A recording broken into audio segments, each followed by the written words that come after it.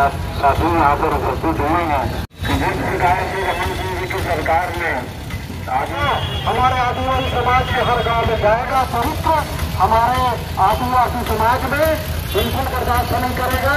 नहीं चलेगी, नहीं चलेगी, नहीं चलेगी, नहीं चलेगी, नहीं सहेंगे, नहीं सहेंगे, नहीं सहेगी, तेरी दादागिरी नहीं चलेगी, नहीं चलेगी,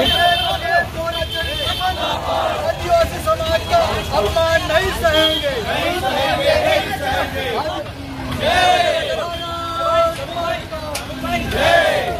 रमन सिंह ने 2011-12 में आदिवासी जनजाति समाज के मांग पर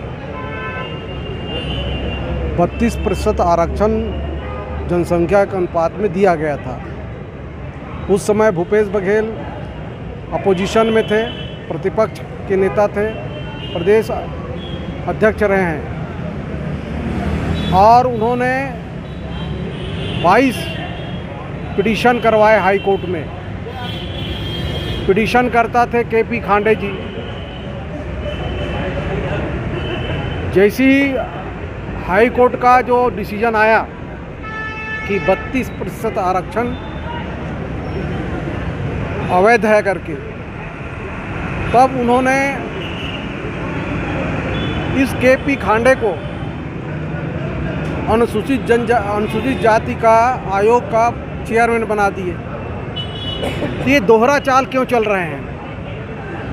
एक तरफ आदिवासियों के हित की बात करते हैं, कहते हैं कि हम आदिवासियों का हित नहीं होने देंगे, 32% आरक्षण हम दिलाएंगे और सुप्रीम कोर्ट में हम पिटीशन दायर करेंगे और नामी गिरामी वकीलों को हम रखेंगे।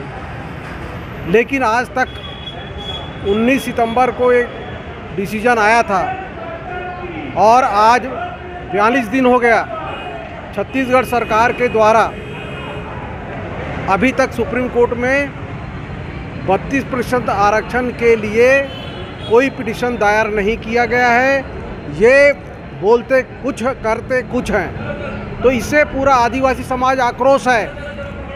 और एक तरफ वो कर रहे हैं कि हम आदिवासियों के हित, उनकी संस्कृति, उनके परंपरा को जीवंत बनाएंगे करके नेशनल ट्राइबल डांस प्रतियोगिता करा रहे हैं। ये क्या करना चाहते हैं? आखिर आदिवासियों के हित की बात करते हैं और दूसरे तरफ ये आदिवासियों को नचाने का काम कर रहे हैं। और हमारे 28-29 विधायक जो आदिवासी समाज के हैं, आदिवासी समाज ने उसको चुन करके भेजा है।